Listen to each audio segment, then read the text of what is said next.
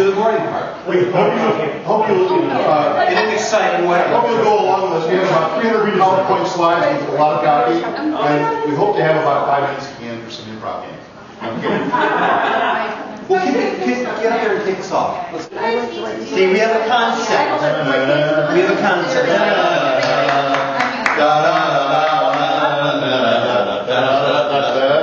Okay, with you two guys from the dead, my 2006 on a whole new meaning.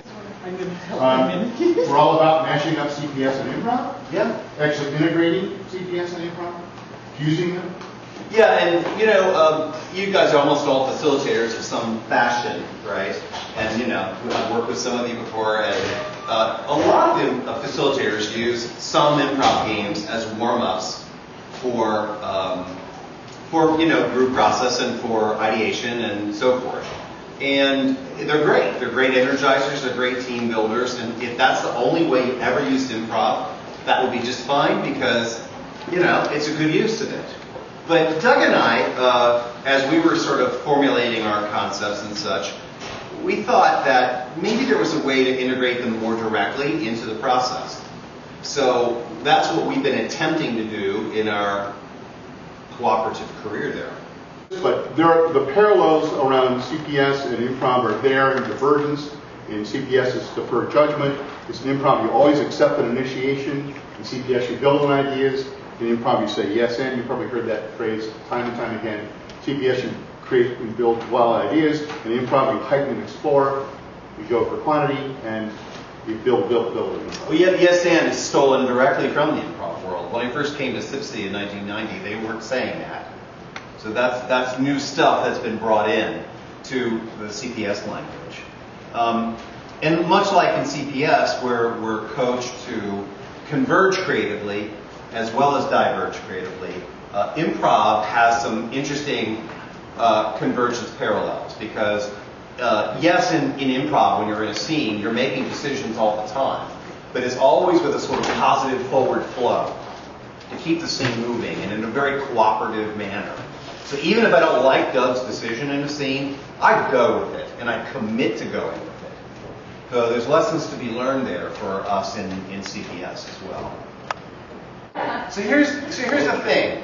You can probably adapt almost any improv game to some portion of the CPS process. You just have to think through the sort of the inputs and the outputs of the game. Because at the sort of simplest level, the easiest way to integrate an improv game or any game into the CPS process is you conduct the game with a group of players, and then you have an audience. The audience isn't passive. They take notes, they make observations. So they've got a business problem in mind. They're seeing something maybe not even related to the business problem. They're getting stimulus, they're writing things down. The scene ends, and you say, okay, audience, what are your ideas based on the thing you just saw? That's the simplest way to integrate directly into the CPS process. And by the way, you don't have to be good at improv for it to be useful for CPS and problem solving or creativity. You can be a craft improviser, and everybody in the room can be a craft improviser, as long as they're sort of half committed to it, and they're using the stimulus. Because it's about the stimulus. It's not about laughs or just having yucks. All right, so let's do our first game.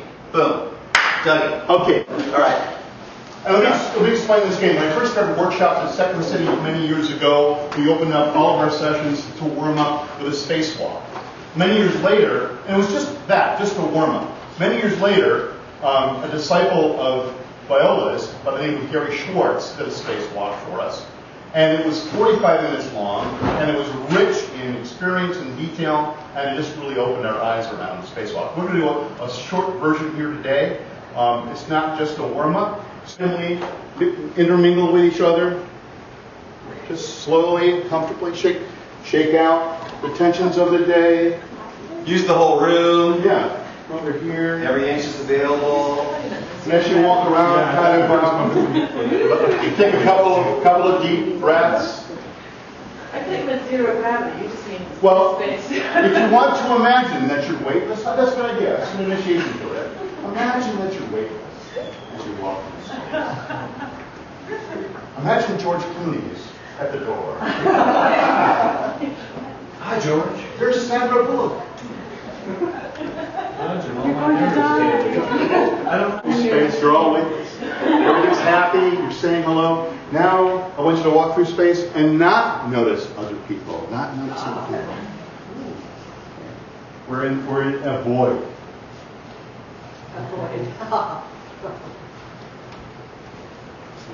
Now, as you walk, Very fast debrief. Very fast debrief. What happened? We got active. Got active. We got larger, basically. Our movements all got larger, we got more open. We got Okay. energized. And it can move where and how the problem is located, like out of the head into someplace else. Right, and manifest for the problem in a proposition. So what part of the process would this fit into? Clarification. Right. This one. Any other thoughts? divergent thinking. It's divergent, yes, it is divergent. Unless you want Well, let me explain again. We're calling it world's worst innovator. And the idea is this. Imagine there's an audience out here and there's a microphone here, and you're going to step forward and you're going to utter one statement that will make it clear you're the world's worst at something. Like, let's demo. for example, world's worst dentist. I like to cause lots of pain. The world's worst dentist. I kind of like the angles going this way. Okay, let's do innovator. You're charged with bringing lessons home from CPSI. You're involved somehow with creative process, but you're going to be the worst demonstration of that. You come back from CPSI, you're going to announce to your colleagues what. And what I want you all to do is stay in that place. In other words, the next person does the same thing. See what kind of variety we can capture. We're all world's worst innovators now. Okay, I have a list of what you need to do. First you do this, and then you do that, and then you do that, and then you do that. Repeat after me. No, we don't do it that way. That's not the way it's ever been done. Yes, but.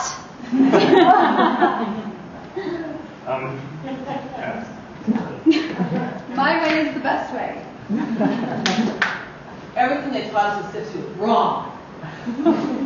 I found out there is a bad idea. So management has decided that we should stop. Do you like my new ensemble? I'm just wearing Post-it notes.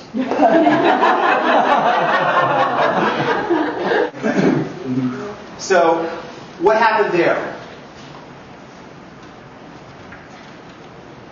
What happened? It takes the pressure off of, pressure can be worse. It takes the pressure off of looking for the best. True. Mm-hmm. We're trying to be the best.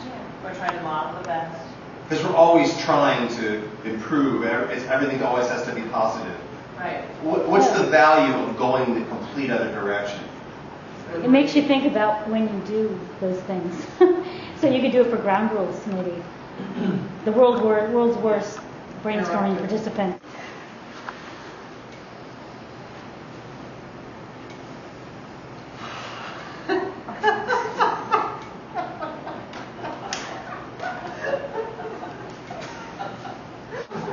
Okay, now reverse roles. Now the twos or the B's initiate, the ones or the A's. Or not to. Kind of subtly express their challenge in some ways in the movements you're making. You're thinking about your problem, and the person mirroring you is going to mirror your feelings around that problem. Pay so close attention to you, you're moving simultaneously, you're on the same page, you're on the same plane, you're one mind. I can't do that.